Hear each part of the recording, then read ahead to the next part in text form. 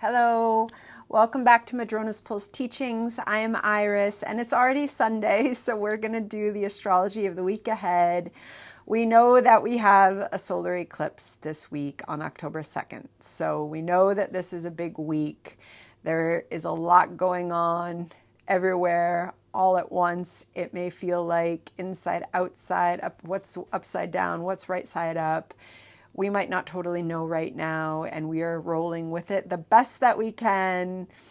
I am still living in this kind of construction site of apartment renovations, but I couldn't handle the sparse walls, so there's our little purple tapestry up there. I can't wait to be back in my nook, but I don't know when that will be, so I'm rolling with it too. And I'm sending out really big blessings, and let's get into it, okay? So, yes, we're building towards the eclipse on Wednesday, October 2nd, but it's a charged week, okay? It's a charged week, so starting right with the 30th, Monday, we have the Sun conjunct Mercury, okay? But they have come out of both being conjunct with that south node over the weekend. And they're still really close to that south node. And that is what's building up to our eclipse on the 2nd, when the moon will come and be conjunct the sun. So we'll have our new moon, which is the solar eclipse. So there is an incredible amount of karmic release, karmic clearing. We start the week out with it. We've come out of the weekend with that. It's building throughout this week to our eclipse and past there. Remember that this is a week of seeding. We are starting a new cycle, especially with the fact that this conjunction between Mercury and the Sun is happening at this stage of the Mercury cycle. So we had that Mercury retrograde in August, remember.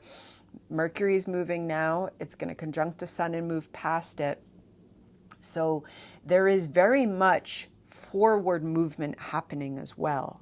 So we really are in this moment this week of releasing past patterns, past relationships with ourself that most likely came from patternings in very strong relationships, whether those are from family of origin or strong relationships we've had through our adult life. Usually they're entwined and it's messy, but this is a moment when it wants to release so that we're moving forward in a new cycle. And as we move out of the eclipse, there really might be some insights coming. That Mercury might really help us to get some understanding of where we're heading, of what we're releasing, and now we might really just be rolling with it and going through it. This entire week is a wonderful week to practice soulful, quiet moments with yourself, whether that's meditation or journaling or going for a walk, but cultivating a little bit of time to be with yourself, to feel what you're feeling, to honor what you're releasing throughout this entire week is important. So then also starting on the 30th, we start having the trine become much stronger between Mars and Cancer and Saturn and Pisces. So this is going to build to a grand water trine with the eclipse, and Venus is going to be playing that other part in there. And this is very supportive. So this week has a really interesting energy because on the one hand, there is this water trine and it's supporting us. And it starts right in the beginning of this week with that Mars in Cancer, trining Saturn in Pisces. And these are big energies and they're deep energies. And that Venus is climbing her way there too. We should say swimming her way there through the depths of all that is in our psyche, because she's in Scorpio and she is the conductor of this eclipse. She is kind of got this queen energy right now, and she is queen of the underworld when she's in Scorpio in a way that is healing, because she is coming to build into that trine with Mars and Saturn. But starting this week off, really leaning in to Mars in Cancer is helping us to relearn what it means to take care of ourselves, relearn what active nurturing looks like. And so we come into this week with some strong lessons around there. So you really want to nurture, and this is going to be even stronger when we're in the actual eclipse, okay? So, and that's water energy, baths and or showers, whichever is your thing. Steaming up the washroom, having some time alone, you know, especially during this week, if you're into baths with anything that helps you detoxify, really kind of splurging a little bit on that self-care in the water, nurturing, helping, you know, the body to physically cleanse what we are emotionally and psychologically and spiritually cleansing during this eclipse. It's a wonderful thing to do. Baths all week, if that's your thing. If it's not your thing, hot showers, whatever it is. Also just going to water, whether that's lake or ocean, puddle, whatever it is, but embracing water because water is supporting us this week, okay? And then we move into October, happy October, and we're going to have Mercury kind of move ahead. So this is October 1st of that sun, and that's going to lead us into our eclipse on the 2nd.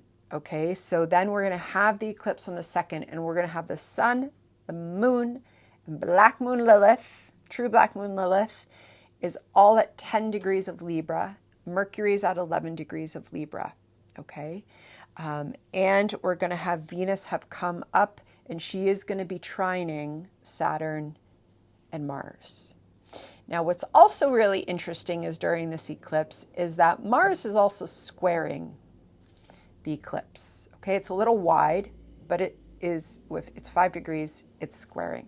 Okay, and also as our Libra team continues to move forward, they're also going to come into an inconjunct with that Saturn.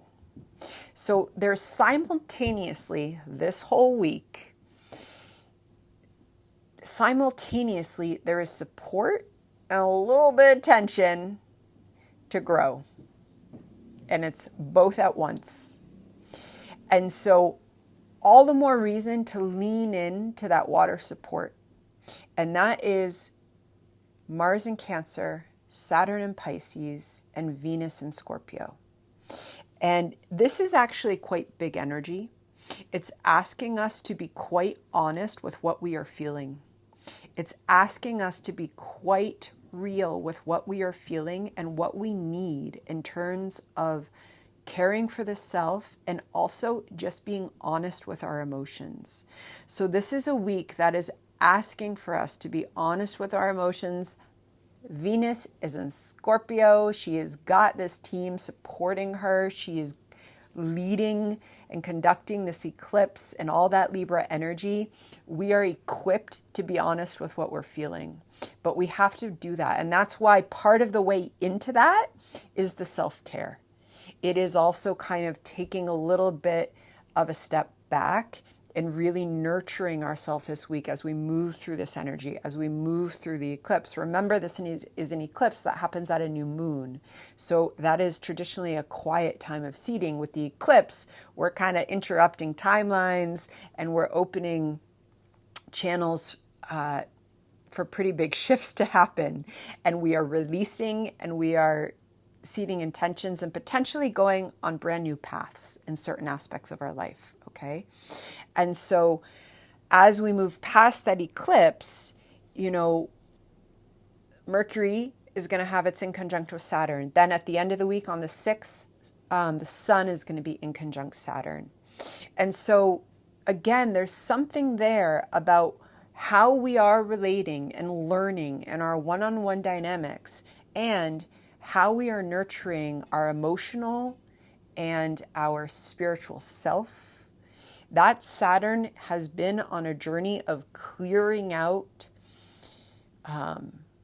whatever needs to be cleared out in the Pisces. If you saw me just pause there, it's because I was doing a reading this week, and when we were talking about Saturn and Pisces, I had this strong image of like getting a tooth cleaning and getting that decay scraped out. And Saturn's been doing a bit of that in our Pisces realms. And so that could be coming up. And so again, that is the care that's going on because we don't want decay in our mouth or in our life or in our spiritual being. And so Saturn's been scooping that out.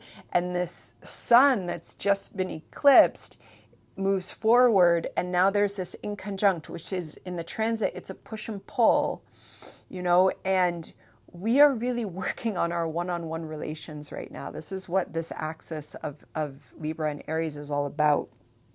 And so leaning into self-care this week, just doing it, okay? And if that means taking time because you don't totally know what you're feeling and therefore you don't totally know the words that you want to use when you're in conversation in those one-on-one realms, that means taking the time and giving yourself that time. It could be really important this week. And we're just going to keep moving. It's also...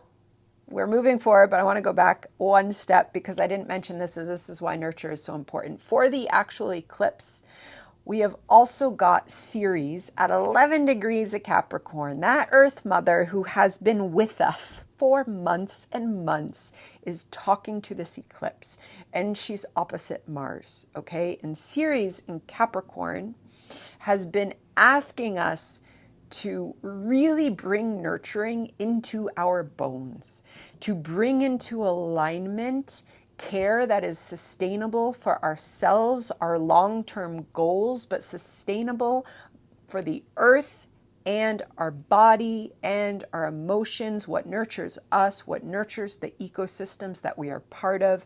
How can our projects for growth in our own life be recognizing the necessary limits that being part of our ecosystem requires, right?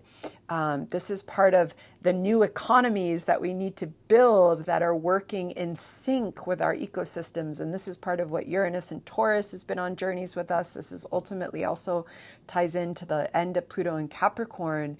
But a lot of economies and then how we model life after them and our goals after them in the West have entirely disrespected limits, and it's kind of been just grow and grow. And what does that do to the environment? Well, in corporations, it exploits the environment and it exploits peoples in different places of the earth. And Ceres in Capricorn is the Earth Mother, and she knows all about natural limits and natural cycles. And she's been working with us, and she's here at this eclipse as we are starting a new cycle for ourselves.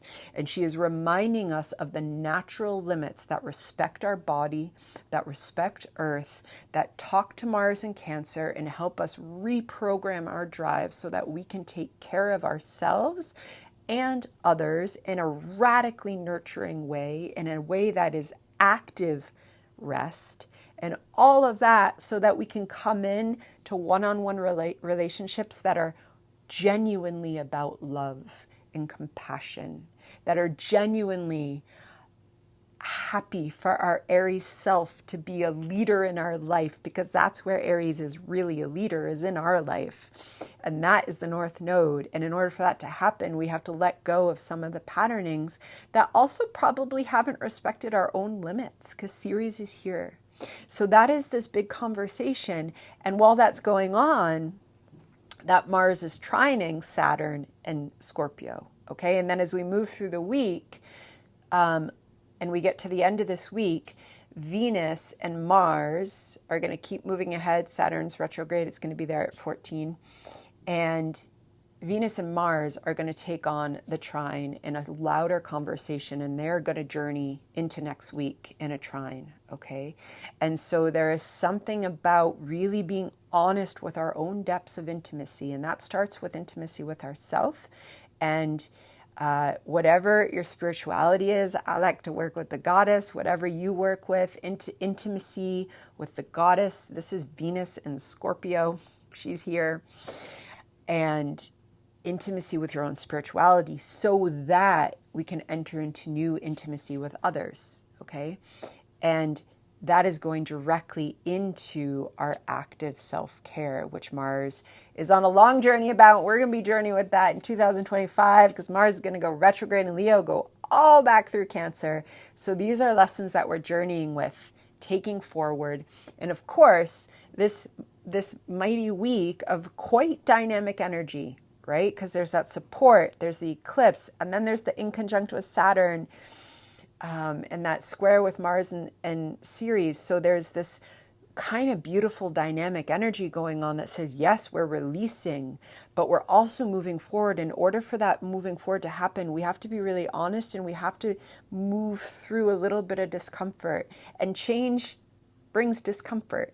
Letting go brings discomfort. Even if it's something we're like, oh my gosh, I've been doing ritual, Iris for like years. I'm telling you, I've been doing this. People have been saying this, and I hear you.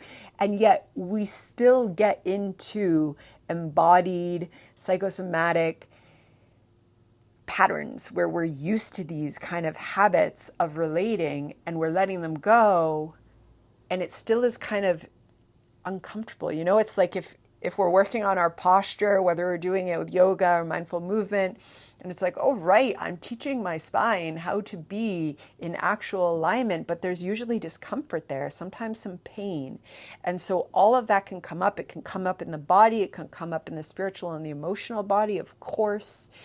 And we're moving with it, and we're releasing it. And then this is pulling us into Pluto, stationing direct, moving us into our Aries full moon, and that we will be talking about in the future astro forecasts. I just looked down at my paper, and you can see this word nurture. Oh, you can't really see that, but there's a huge circle around nurture. So maybe that's the last words that we'll give to this astro forecast, is really remembering to nurture ourselves, to nurture our loved ones, to nurture our environments and those animal companions that journey with us, to just put that nurturing energy out into the world, because Ceres is here, and of course the world needs it, and we need it, and you need it. So it starts with nurturing ourselves, okay? Sending those blessings out to you, and I look forward to being back. And oh my gosh, we got to talk about Pluto. We got lots to talk about, lots of videos to make. Be well. Blessings.